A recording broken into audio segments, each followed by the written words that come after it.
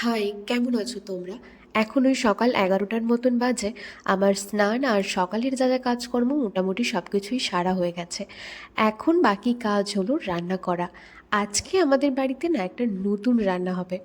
সেই রান্নাটা আমি এর আগে কক্ষনো করিনি। এগুলো কি বলো তো? চালথা। তো চালথা আর আলু এখন আমি প্রেসার কুকারে সেদ্ধ করতে বসিয়ে দিলাম।